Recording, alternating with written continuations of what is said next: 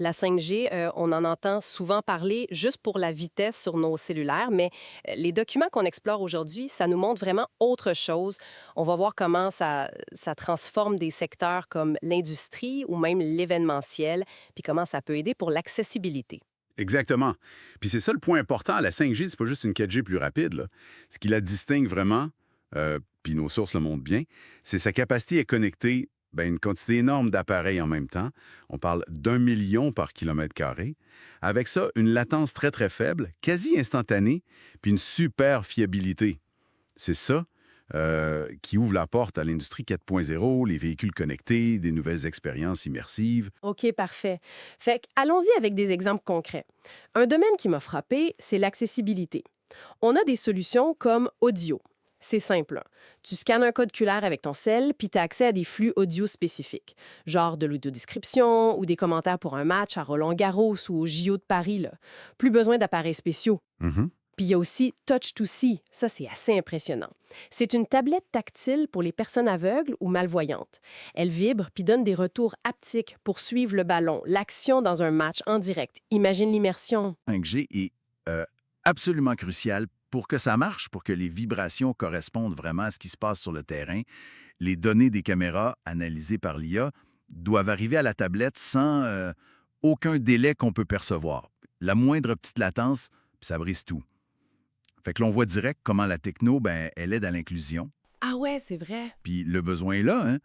Le catalogue le dit, presque 1,7 million de personnes en France avec un trouble de vision, puis 87 qui trouvent les événements sportifs pas super accessibles. C'est une application vraiment humaine de la technologie. Changeons de décor complètement. L'industrie lourde.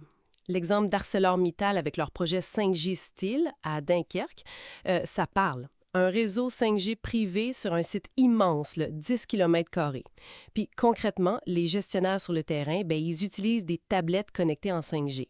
Fini le papier, fini les VPN qui marchent une fois sur deux. Là, c'est plus réactif, même dans cet environnement industriel difficile pour les ondes. Exactement. Puis l'article sur l'industrie manufacturière, il insiste là-dessus. Ces réseaux 5G privés, c'est la clé pour l'usine intelligente. Le Wi-Fi public, souvent, il y a de la misère dans ces milieux-là. Couverture, fiabilité, sécurité. La 5G privée, elle, amène cette robustesse.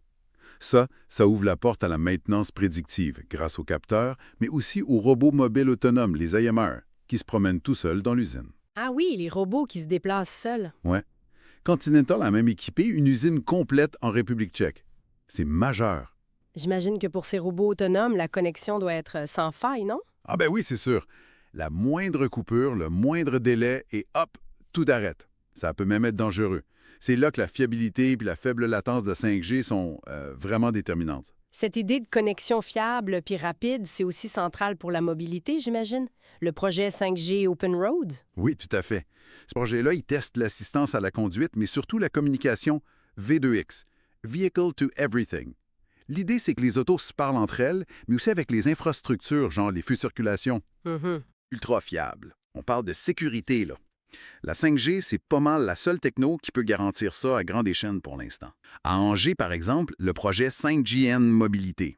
Ils utilisent la 5G pour ramasser puis analyser en temps réel des données sur la qualité de l'air avec des capteurs sur les autobus. Potentiellement, ça permettrait d'adapter la circulation pour réduire la pollution. Intéressant. Ou encore un truc plus ciblé, comme Redin 4, qui utilise le LTE-M, une branche de la 5G, pour l'Internet des objets pour gérer les poubelles intelligemment. Des capteurs dans les conteneurs disent quand ils sont pleins, fait que ça optimise les tournées de collecte. OK, donc si on essaie de résumer un peu tout ça, ce qu'on voit avec ces exemples tirés des documents, c'est que la 5G, ça dépasse juste le débit plus rapide. Ça devient un vrai outil pour améliorer l'accessibilité, rendre les usines plus performantes, plus connectées, la mobilité plus sûre, puis même optimiser la gestion de nos villes. C'est exactement ça. L'impact n'est pas juste technique, il touche à l'organisation du travail, à l'expérience des gens au quotidien. Mais attention, les sources soulèvent aussi les défis, hein? La cybersécurité, c'est majeur, avec tous ces réseaux et objets connectés. Il y a aussi le besoin de développer des appareils qui sont faits pour la 5G dès le départ, l'intégration de tous ces logiciels ensemble, Oui, la gestion des données aussi, j'imagine. puis la gestion de l'immense quantité de données que tout ça génère.